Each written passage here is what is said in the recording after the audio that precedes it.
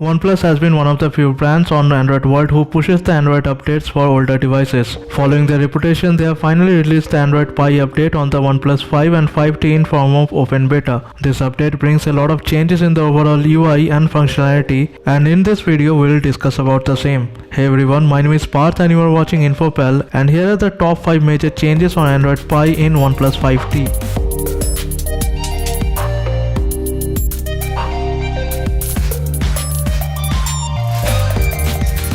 Now before jumping into the features, let's clear out the installation process. If you are already on open beta, you will receive an OT update, but if you are on stable build, you can download the full ROM. I have provided the link in the description which will take you to the official OnePlus download section. Once you are there, move to the open beta tab and download the ROM. Transfer the downloaded ROM zip file to your phone's native folder. It's always a good idea to back up your phone before any new OS installation, and I recommend you to follow the same. Now go to the settings, system update, hit the gear icon on the top right hand corner and click on local upgrade. Select the zip file you have transferred, hit confirm. Then sit back, relax and let the phone do its own work. It will install the ROM, then boot to system. It will take more than your usual boot time, so don't panic. The whole process might take approximately 8 minutes. Once done, you will be presented with lock screen. If you go to settings and about phone, you will see the latest Android 9 Pie, and the Oxygen OS version is open beta 20 for 5T and 22 in case you have OnePlus 5. Android security patch is November 2018. Now the installation is done, let's jump into the new features.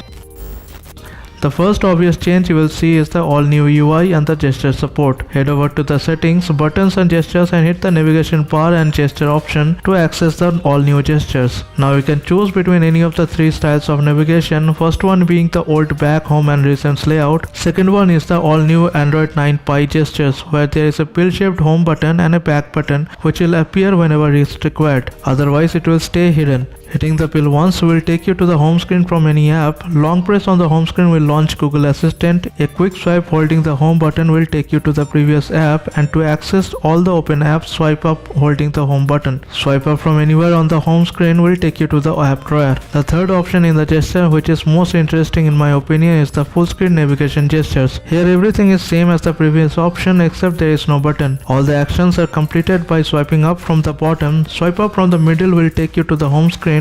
Swiping up from the left and right side will work as back button. Swipe up and hold will open the multitasking tray, and to jump back and forth between 2 apps you have to swipe up and slide right. All these actions are quite smooth, and the animation seemed a bit slow for the navigation gesture at first, so I reduced the animation to 0.5x from the default 1x in the developer options. To enable the developer settings, tap on the build number continuously until it shows you are a developer now. Now all the animations seem smoother and faster.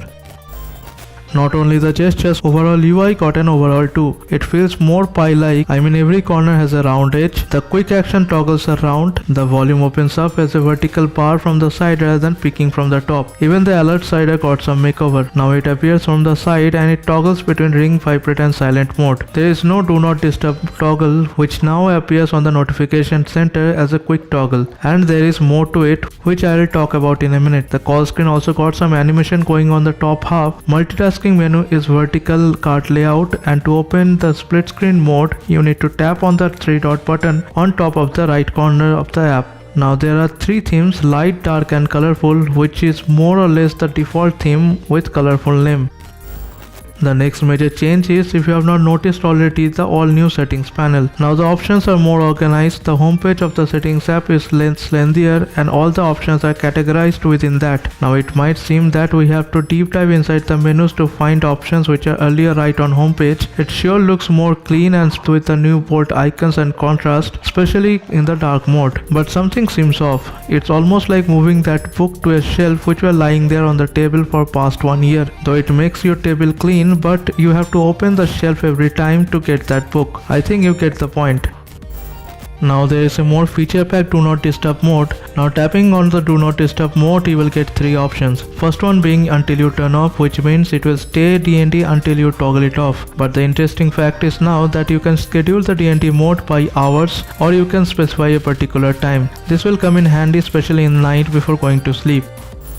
The camera app also has got some UI change. Now there is a built-in Google Lens. The manual HDR is turned off by default, so you have to turn it on from the camera settings. And there is a front portrait mode which does not seem to be working. I mean, it takes photos, it's just that there is no blur in the background. I can't comment on the overall picture and video quality as of now, as I have not tested it yet.